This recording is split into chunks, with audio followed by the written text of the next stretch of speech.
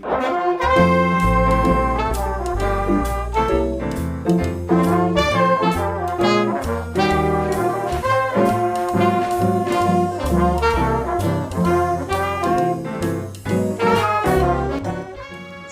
setelah RIS atau Republik Indonesia Serikat menerima pengakuan kedaulatan, kemudian muncul rasa tidak puas di kalangan rakyat, terutama negara-negara bagian di luar RI.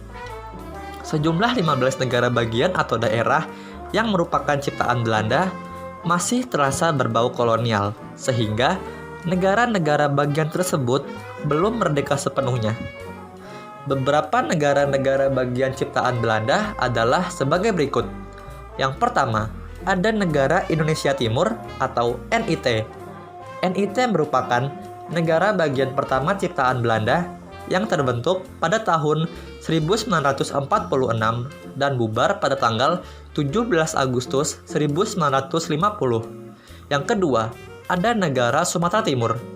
Negara Sumatera Timur terbentuk pada tanggal 25 Desember 1947 dan diresmikan pada tanggal 16 Februari 1948 dan bubar pada tanggal 15 Agustus 1950.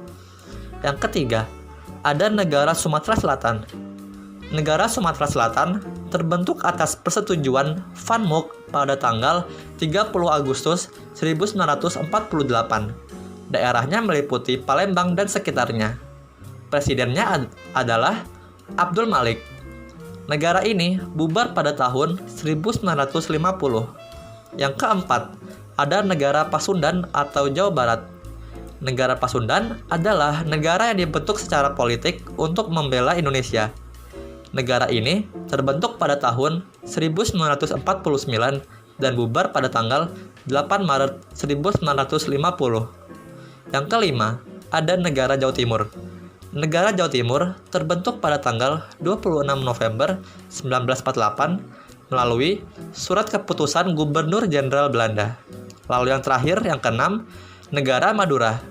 Negara Madura terbentuk melalui suatu plebisit dan disahkan oleh Van Mook pada tanggal 21 Januari tahun 1948 dan bubar pada tanggal 19 Maret tahun 1950.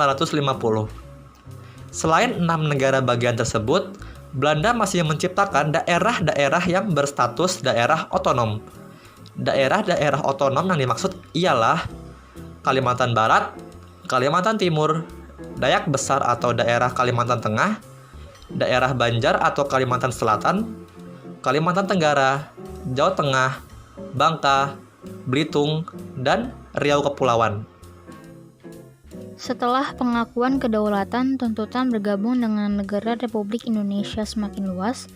Tuntutan semacam ini memang dibenarkan oleh Konstitusi RIS atau Republik Indonesia Serikat pada pasal 43 dan 44.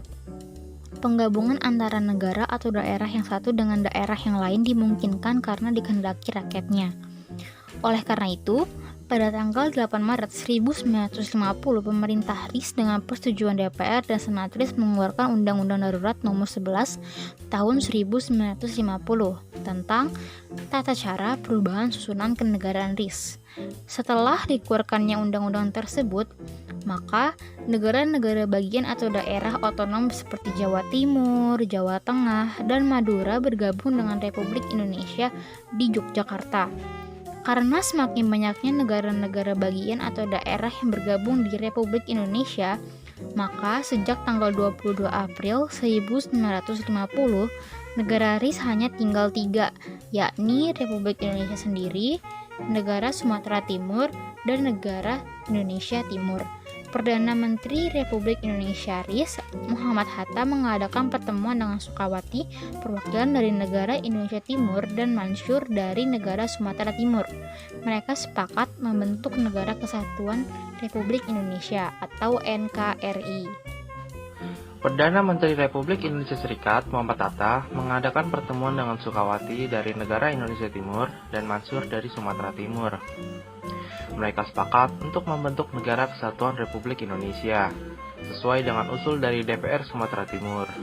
Proses pembentukan NKRI tidak melalui penggabungan dengan RI, tetapi penggabungan dengan Republik Indonesia Serikat. Setelah itu, diadakan konferensi yang dihadiri oleh wakil-wakil Republik Indonesia Serikat, termasuk dari Sumatera Timur dan negara Indonesia Timur. Melalui konferensi itu, akhirnya pada tanggal 19 Mei 1950 tercapai persetujuan yang dituangkan dalam Piagam Persetujuan. Isinya adalah, yang pertama, kesediaan bersama untuk membentuk negara kesatuan sebagai penjelmaan dari negara Republik Indonesia yang berdasarkan pada proklamasi 17 Agustus 1945.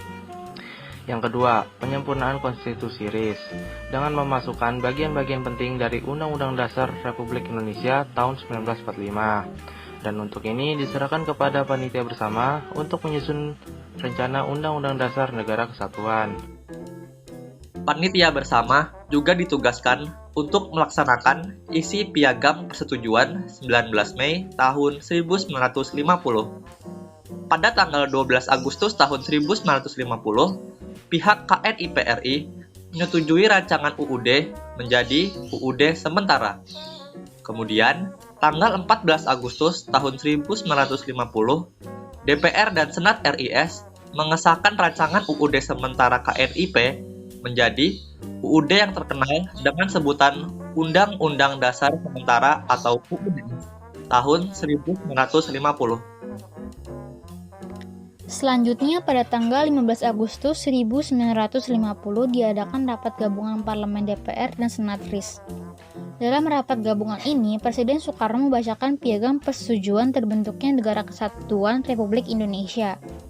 Pada hari itu, Presiden Soekarno terus ke Yogyakarta untuk menerima kembali sejarah Indonesia 187 jabatan Presiden Negara Kesatuan dari pejabat Presiden Republik Indonesia, Mr. Asaat.